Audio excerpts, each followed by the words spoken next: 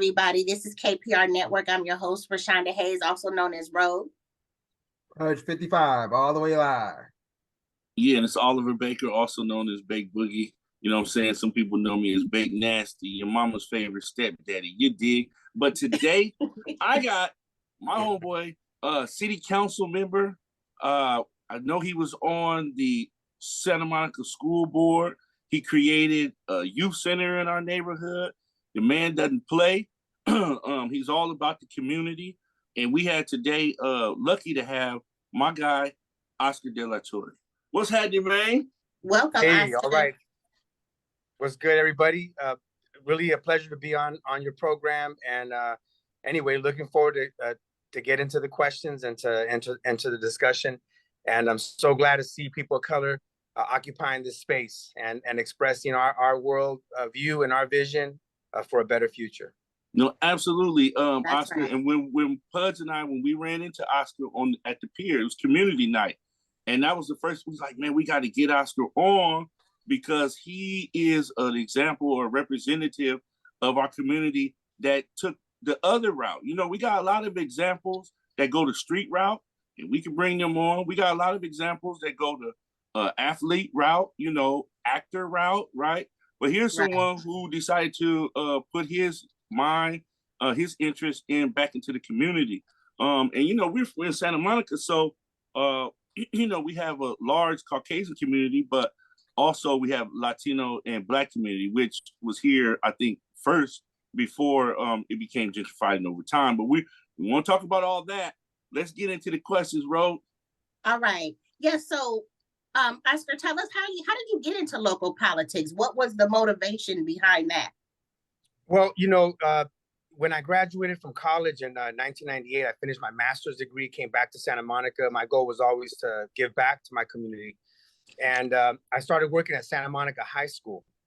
And then there was also a gang war that broke out in October of 1998. And so a combination of factors, you know, the gang war, you know, definitely inspired me to do something about gang violence, right? Youth violence. That was something that I wanted to address.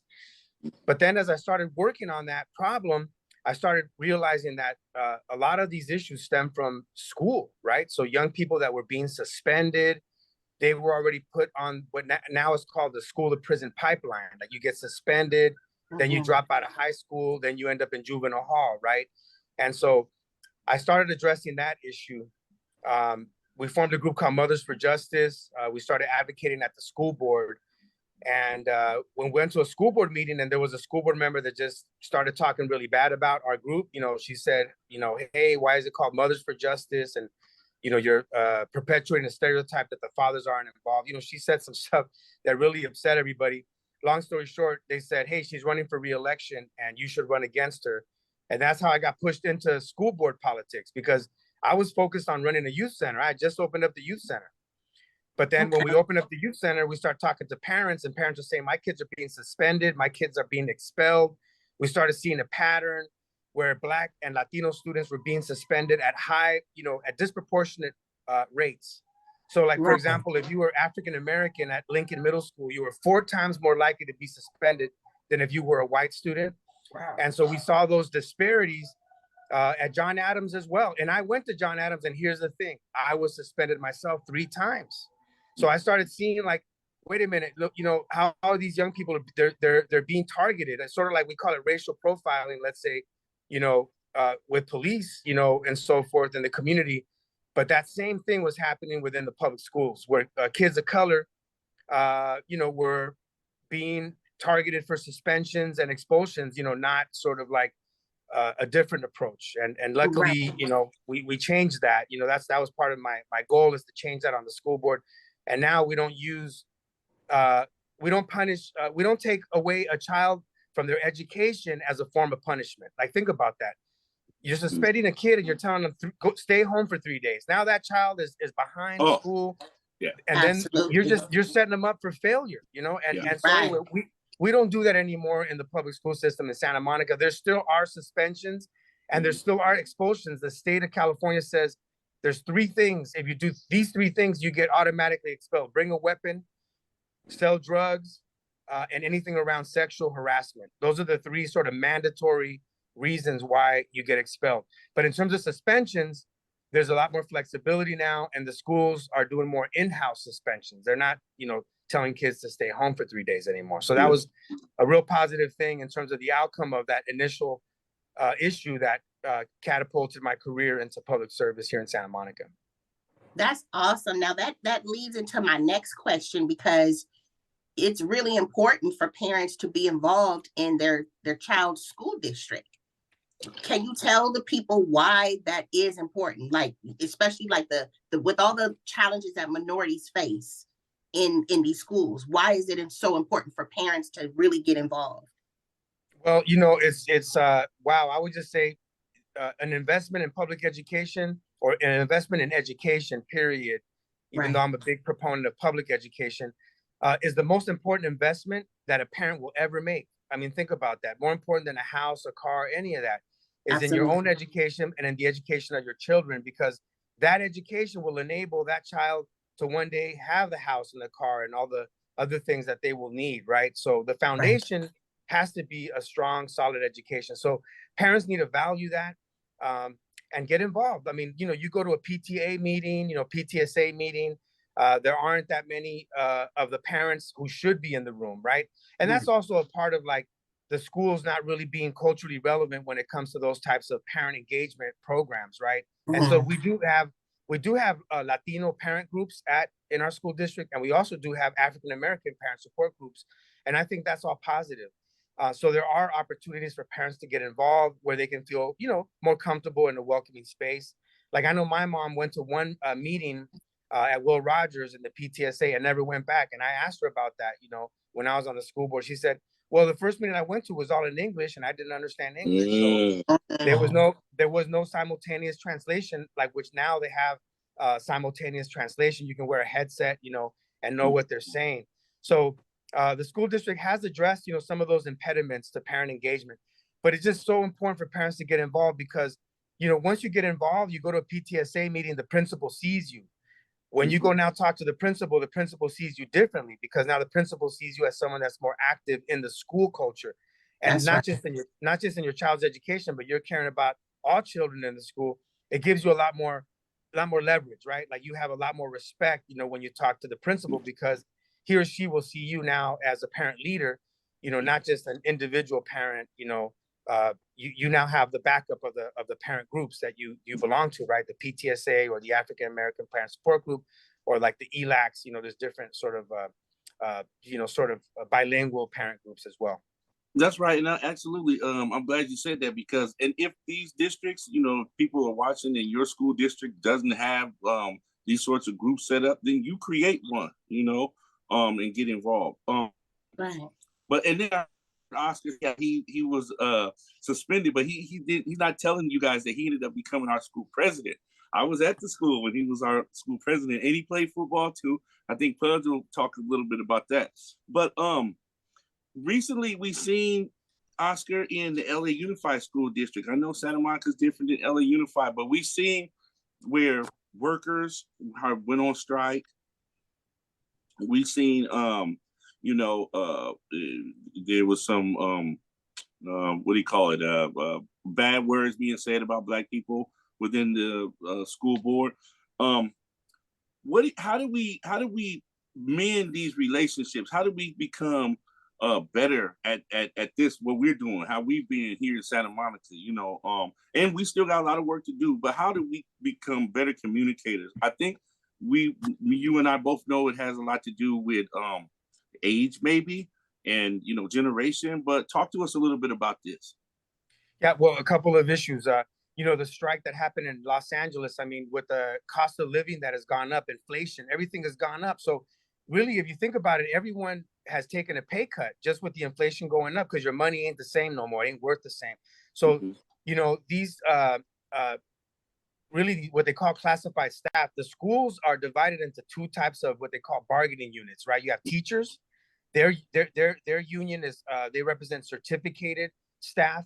So like in Santa Monica, you have the Santa Monica Malibu California Teachers Association, so SMMCTA. In LAUSD, you have a different union, you know. But Mhm. but then you have the classified staff. The classified staff are all your custodians, your secretaries, Mhm.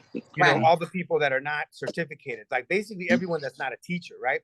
Right. So you have different unions that represent the two different groups, and they were both fighting for improvement in their wages, and they won. You know, they won like a 30, I think it was like a 30% increase. So that's going to help people.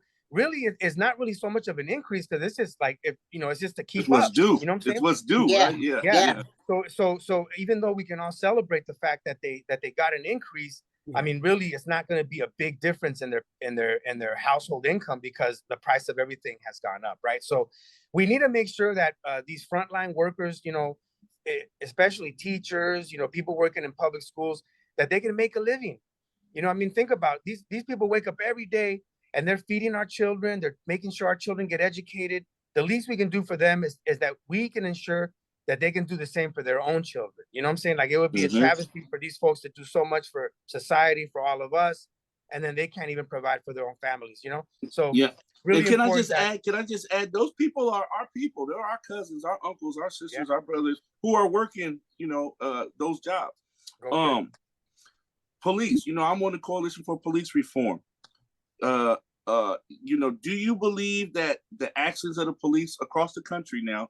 Do you believe that this is a systemic racism problem, or is it just the actions of that badge? Is it something about that badge that involves? Because we see Black officers, even or Latino officers, having this type of attitude towards its people. Talk to us a little bit about this problem we're seeing. Yeah, I think, you know, law enforcement is going through a transition. I mean, and some of it by force, but some of it was just going to happen eventually. You know, we I think deserve a more educated police department. You know, with, you know, just different practices that are going to be about respecting people's rights. Right, we have constitutional rights that we need to uphold, and then also holding people accountable. Right, and making sure that when someone does break the law, that they're held accountable. And so you know, in terms of systemic racism, it exists not only in law enforcement, it exists in public schools, it exists, you know, in corporate America, in the private sector, the public sector. Uh, I mean, that's just the reality of the society we live in. You know, basically because this country was founded, you know, through slavery and through stolen land. Let's be real about that. Colonization, right? Native Yeah. people, you know, Mexican people. Uh, have lost land, you know, and through war and through colonization, and then also, you know, Black people, you know, African people were brought here, you know, enslaved. You know what I'm saying? And to work, you know, and so that's just the reality of that. We're living with the residues of all of that. You know what I'm saying? Mhm. Like, if Yeah. you think about the first police departments were slave patrols. You know, that was Right. their purpose, and that's why part of the DNA when you get pulled over, you know, it's like, can I see your registration and your license? And then sometimes a police officer will ask, where were you going, or where are you going, or where are you coming from? Yeah, And yeah. and part of that comes from the DNA of, like, you know, when back in the slave patrols, I'm sure it was like, well, where are you supposed to be at? What Mhm. farm or what plantation do you work at? And if you were Right. too far from that plantation, you know, they're probably going to have to bring you back and say, hey, yeah, was this person supposed to be out there or not? Mhm. Right. Mhm. So Mhm. so some of that culture that exists within police departments needs to be rooted out, right? There needs to be fairness, you know, and I think we can do that. I think that we can have effective policing because I think we do need police. Uh, it's you know, like, just like prisons are needed. I mean, I'm not someone that's going to say get rid of all police, get rid of all prisons without an alternative that's going to be, you know, effective and securing public safety, right? So Mhm. these institutions are needed, but they're needed in a better way. They need to be reformed in a way that respects people's constitutional rights, is not profiling people, is treating everybody with dignity and respect, but also being effective when it comes to preventing crime, solving crime. You know, we need to make sure that there's security for people. If there's no safety, I don't care what color you are, you know. And in fact, the people that are mostly affected by crime are poor people. The Cool. people that are Right. affected mostly by violent crime in the city of Los Angeles are Black and brown people in the poor parts of the city. So, you know, we if you ask all those communities, you know, you talk to the elders and others that, you know, um, they want to see some safety, but they don't want to see the police abuse. You know, so we want to see effective policing, We don't want to see police abuse. Sometimes, one time somebody said, "Hey, Oscar, something like they had a rumor that I didn't like police." I said, "No, listen, let's get it clear. I don't like police abuse. I'm cool with good police officers, with those that do their job with respect and they know that they have, they have to also, stay in their lane, right? They have to respect people's constitutional rights, but they also do their job with dignity and they're proud of the work that they do. Those police officers are the police officers I want to see working in our city. The police officers that abuse their power, that marginalize people because of the color of their skin or their income, right? Because it's not just about race; it's also about income. It's about poverty. Then that's the type of police officer that probably should find a different type of area to work in, because you have a lot of power with a gun and a badge, and you can really impact people's lives. I mean, you can really ruin a person's life, and that's a very serious responsibility to have. We need the right people in those jobs, to. That's right. Hey, well, I've been That's right there with you. right. Like you said, Oscar, you reminded me about us being on the front line with the white nationalists. And I have to be honest with you, the police didn't know what to do. We didn't go to prison, we didn't go to jail because weren't throwing punches. We knew once we start throwing punches, then they're gonna come in and arrest us. You know what I mean? And then that would defeat the purpose, because then they would be able to walk right on in. So yeah, I'm saying that to vouch for your credibility, because I've been there a few times, but I know you've been there a lot of times. So he knows what he's talking about. Pudge, you got something to ask me, don't you? Yes, but first, if you like what you're hearing, check us out at KPR_network on Instagram, and catch us here on YouTube at KPR Network. And if you want to drop us a line, you want to be interviewed on our show, drop us a line at thekprnetwork@gmail.com. Now, Oscar, I want to hit you with one about the internet. We see that Black and brown relations on the internet is kind of getting back to the streets. Now, I know when we were in school together, you were class president, and I remember there was a letter that was sent out, and there was big discussion and big uproar in our school. So I want to know, how can we make this, really, work between, the internet, the streets, everywhere?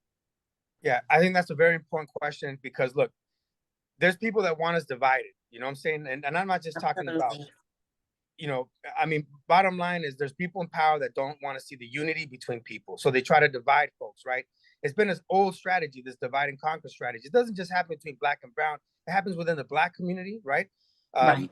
The color line is real. You know what I'm saying? That's real.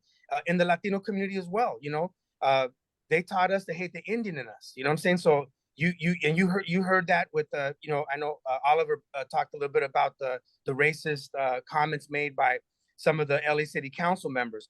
Well, in one of those comments, even though there was disparaging remarks against African Americans, there was also disparaging Latinos, disparaging indigenous Latinos, right? So talking about sort of people, our brothers and sisters, from Oaxaca or from the southern part of Mexico, or even parts of Central America. So it's not just like a black-white thing or a white-brown thing.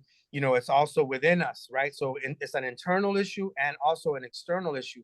And so we got to be careful, because there's now with the internet, anybody can say whatever they want to say. And they can, sometimes if a Latino says something, it kind of represents all of us. Or if an African-American brother or sister says something, it represents all of us. And so we just need to be very, very, very cautious with that, and confront when somebody says something that's really off. Like, we need to confront it, and I can say this, the internet and all that is just like the virtual world, but there's real world stuff. Like, there's things that never get talked about in the news. For example, even the whole issue, Oliver, that you brought up, where these national white supremacists, or whatever they call themselves, they came to Santa Monica, to the Pico neighborhood, to Virginia Park. And when we heard about that, we went out there, and it was Black and brown together, protecting the meeting, protecting our elders, and fighting together, shoulder to shoulder. And yeah, you know what? When the police arrived, we didn't want to throw any punches, because we knew that, we're going to go to jail, but we held our ground. And that right there, that act of solidarity, no one really talked about it, but it's something that goes down in our history, right? That when when it hit the fan and people needed support, like people showed up, you know, and it was Black and Brown unity that day, and I'm very proud of that. And all the instances where people have come together. I mean, when we opened up the youth center, you know, we had a big image of Cesar Chavez and Malcolm X, because we were clear that we wanted to, you know, show our youth, you know, that solidarity and unity is the way. You know, that's the only way we're going to move forward. I mean, Black and Brown people share the same community space. In fact, we share more community space than any other two groups. So you can take at Koreans and whites, or whites and blacks and Latinos, blacks and Mexicans in the city of Los Angeles, blacks and Central Americans share more community space in South LA, right? And so anything that happens to the Black community is going to impact the brown community. Like, we need to see it as like one. You look at education, you look at all the statistics and all the data on math achievement or English achievement, is Black and brown almost equally the same. You know what I'm saying? So we're at the bottom of the barrel, and we need to be able to unite, you know, to confront the same issues that affect both communities. And I think the more we talk about that, even like this conversation right now, you know, for other people to hear this, to see, you know, Black and brown folks showing love, talking about the time that they work together to fight a common enemy, you know, and showing solidarity, that's the way forward. I mean, the internet, let's keep on bringing up positive things, not just talk about the conflicts and the problems, but show examples of unity and solidarity. Let's talk about that as much as we can. And also, Oscar, you know, I want to ask you, how can we get, since the pandemic, it seems like kids are getting, like, you know, they don't want to get involved in school activities. How do we get kids back into get more involved back into school? Because that pandemic screwed everything up. So now is it more of a parent thing at home, or is it something got to be done differently with the teachers? You know, it's interesting. When I first opened the youth center, we had it was 40, 50 kids after school every day, you know, that would come by the youth center. And then now it's harder to get kids. Like, you really got to outreach to young people, you know. And I'm trying to think, like, why is it? You know, when we were young, I'd always be like into something after school. If not, I'm hanging out on the block, you know. And so kids don't even hang out no more. You know, like, you can drive by the neighborhood and there's no teenagers. Before, we'd be like, you know, 30 sometimes deep, you know, 15 people hanging out. Kids don't even know how to hang out anymore. You know, they're on their phone, you know, they're playing video games. They just have things. I guess they can be entertained now with the devices more. But you know, that's a good question. I really don't know the answer. I just in terms of how do we get young people? Well, number one, you got to have culturally relevant programming. You got to have programming that kids want to do. Like, at the youth center, we shifted a lot of our programming.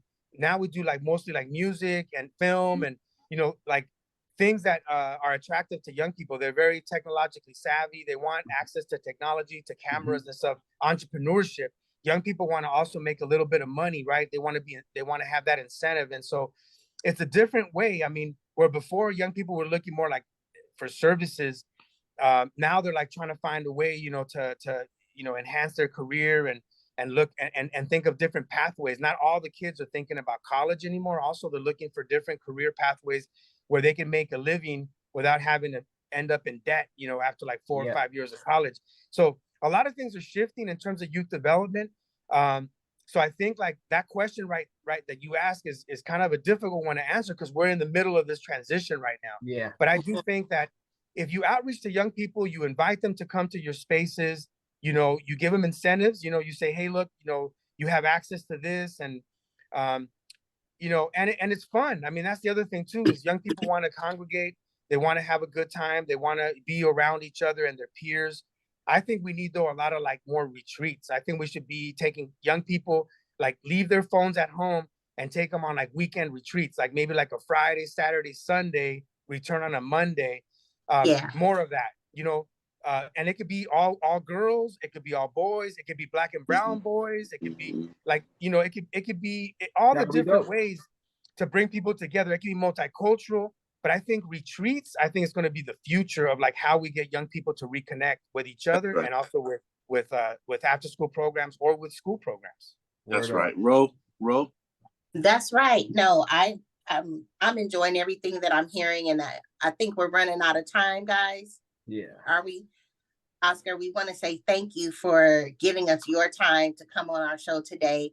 we definitely hope that we can have you back at another time to just, continue, because it's so many questions going on in my head right now, and I started writing things down. But I want to leave everybody right now with a quote out of from Oscar de la Torre, something that he said that that hit me. He said, "The way forward is solidarity." Come on. And Oscar, if you ever think about writing a book, that's her title right there, The Way Forward. Because that right there, that's really what it is, you guys. Solidarity, coming together. And we have to start calling out these people who try to bring about this division. We got to start calling them out. We got to start really putting them on blast and let them know this is the divisive person. Because see, we don't call things out. We got to call them out because that's how you get them to be quiet.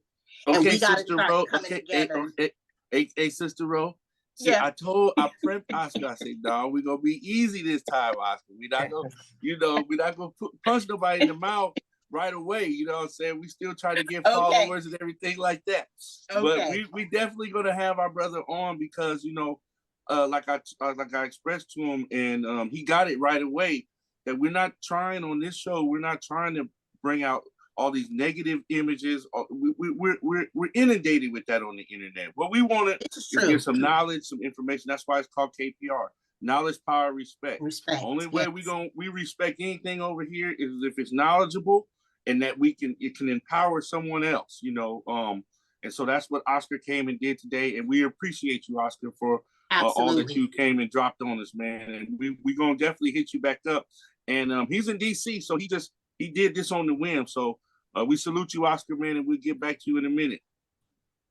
Yes. God bless you all. Thank you very much, for what you're doing. I think it's so important, to see beautiful Black faces, brown faces, white faces, all people together, talking about unity and solidarity. I think that is the way forward, and I really appreciate you all for the work that you're doing. For sure. We appreciate you too, Oscar. Thank you.